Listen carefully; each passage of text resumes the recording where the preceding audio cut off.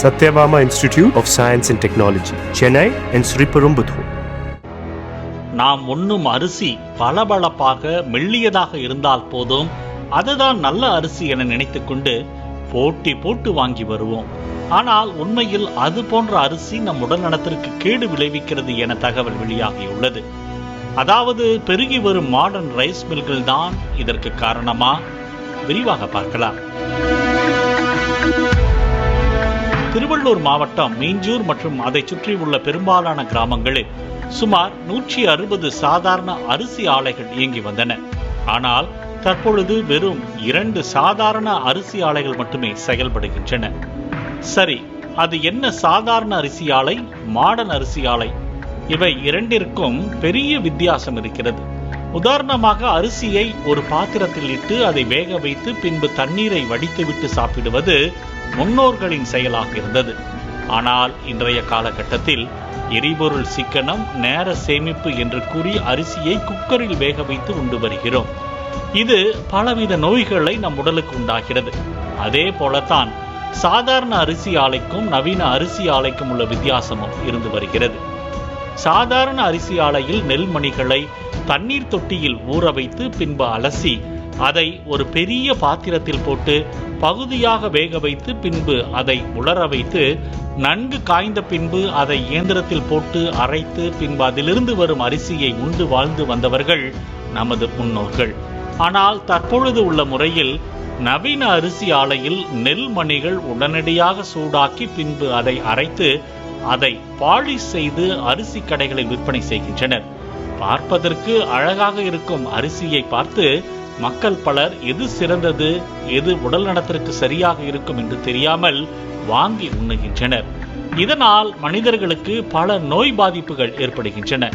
ஆனால் இயற்கையான முறையில் ஊற வைத்து அதை அரைத்து கடைகளில் விற்பனை செய்த அரிசிகள் தான் உண்மையில் உடலுக்கு நன்மையை தந்ததாக அரிசி ஆலை உரிமையாளர் சங்க முன்னாள் தலைவர் ஜானகிராமன் கூறுகிறார். அந்த வெயில் அது வேக்காடு போடும்போது ஆவியில் அது வேக வைக்கப்பட்டு அது களத்தில் காய வைக்கப்படும் போது நேரடியாக சூரிய ஒளியிலேருந்து ஸ்டார்ச் என்ற ஒன்று அதில் ஏறுது அரிசியில்.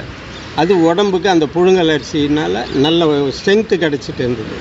இன்றைக்கி அந்த இதெல்லாம் போச்சு. அதனால் சுவையும் இல்லை இன்றைக்கி அரிசியில். அதுதான் மெயின். இது இன்றைக்கும் நீங்கள் அந்த அல்லிங் இதில் அரிசி வாங்கி சமைச்சு பாருங்கள். சில நேரங்களில் அது கொஞ்சம் பழுப்பு நிறமாகவும் இருக்கும். அப்போல்லாம் நாங்கள் பண்ணும்போது அதை கோல்டு கலர்னு சொல்லுவோம். அதுக்கு மார்க்கெட்டில் ஒரு மவுஸ் இருந்தது. ஆனால் இன்றைக்கி மக்களுக்கு அதெல்லாம் தெரியல. எது வெண்மையாக இருக்கோ அது நல்ல அரிசின்னு நினைக்கிறாங்க. அதனால் ரேஷன் அரிசி கூட கொண்டாந்து ஒரு பாலிஷுக்கு 2 பாலிஷ் அழுத்தி பிடிச்சான்னா சன்ன ரகம் ஆகிடுது. இன்றைக்கி எது சன்ன ரகம்னே தெரியாது. மோட்டா அரிசி கூட சன்ன ரகம் சொல்லி விற்றுடுறாங்க. அதாவது தொழில் ரீதியாக. இதனால் என்ன ஆச்சுன்னா, இந்த தொழில் நசிஞ்சு போனதுனால பல ஆயிரக்கணக்கான மக்கள் வேலை வாய்ப்பு போச்சு. இதில் என்ன நடந்ததுன்னா, அன்றைய நிலைமையில் இந்த மாடர்ன் ரைஸ் மில் பெரிய முதலைகள் இறங்குனதுனால அரசாங்கத்தோட சப்போர்ட்டு, கொத்தடிமைகள் அப்படின்னு சொல்லி எங்களை போன்ற இந்த மாதிரி ரைஸ் மில்லெல்லாம் உள்ள நுழைஞ்சி அந்த வேலை செய்கிற மக்களை கொத்தடிமைகள்னு சொல்லிட்டு ஒரே கலாட்டா பண்ண ஆரம்பிச்சிட்டாங்க. சாதாரண அரிசி ஆலையில் சிறு குறு விவசாயிகள் 10 முதல் 20 மூட்டை அரிசியை அரைத்து எடுத்து செல்ல முடியும். ஆனால் நவீன அரிசி ஆலையில் 10 முதல் 20 மூட்டை அரிசியை அரைக்க முடியாது. அங்கு அரைக்க வேண்டும் என்றால் குறைந்தது 200 மூட்டை அரிசி ஒருவருக்கு இருக்க வேண்டும். அதாவது சிறு குறு விவசாயிகளின் இடத்தில் நெல் மூட்டைகளை மொத்தமாக வாங்கி வந்து அரைத்து விற்பனை செய்கின்றனர். இதனால் லாபம் முழுவதும் மொத்த வியாபாரிகளுக்கு செல்கிறது. மேலும் சிறு விவசாயிகள் பெரிய அளவில் பாதிக்கப்படுவதாக கூறப்படுகிறது.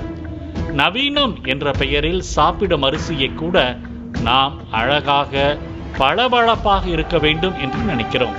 ஆனால் அதில் தரம் இருக்கிறதா, உடலுக்கு உகந்ததா என்பது குறித்து யாரும் கவலை கொள்வதில்லை. இதன் காரணமாக இந்த நவீன அரிசி ஆலைகள் பெருகி வருவதாக கூறப்படுகிறது. Satyabama Institute of Science and Technology, Chennai and Sriperumbudur. Play Store மற்றும் App Storeல் இருந்து பாலிமர் செயலியை QR கோடு மூலம் பதிவிறக்கம் செய்யுங்கள். செய்திகளை உடனுக்குடன் பெறுங்கள்.